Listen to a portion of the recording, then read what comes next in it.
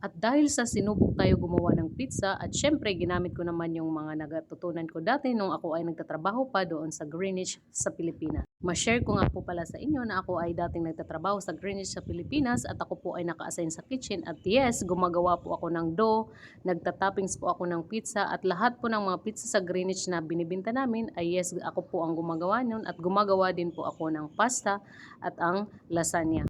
Akalain mo na yung lahat ng mga na-experience mong trabaho doon sa Pilipinas ay magagamit mo pala talaga dito sa abroad at yes, gamit na gamit po talaga. Hindi mo akalain na pagdating mo dito sa abroad, maka-encounter mo ang lahat ng trabaho na kaya mong gawin pagdating dito. Dahil nga dito sa abroad, dapat pagalingan ng trabaho at palawakan ng iyong natutunan pagdating sa iyong trabaho.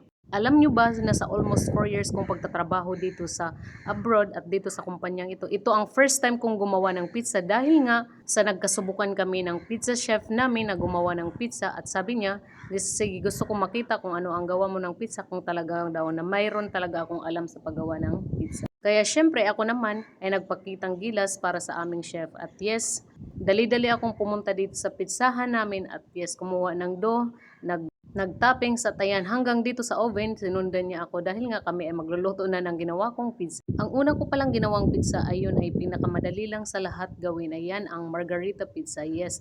At yan po talaga ay isa sa pinaka best seller namin dito sa aming restaurant na pinagtatrabahuan. Grabe po talaga ang sobrang daming nag-order po ng aming margarita pizza. At mabalik tayo dito at yes, hanggang ngayon hindi ko pa din talaga nakakalimutan kung paano gumawa ng pizza at kung paano mag-toppings at kung paano ang temperature ng oven para maluto ang ating pizza.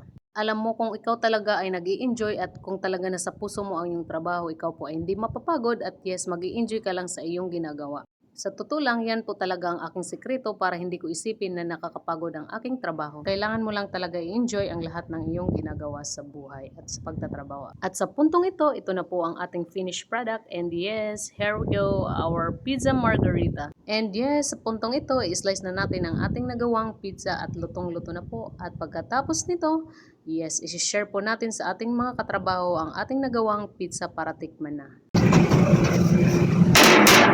Ayan. Thank you so much for watching.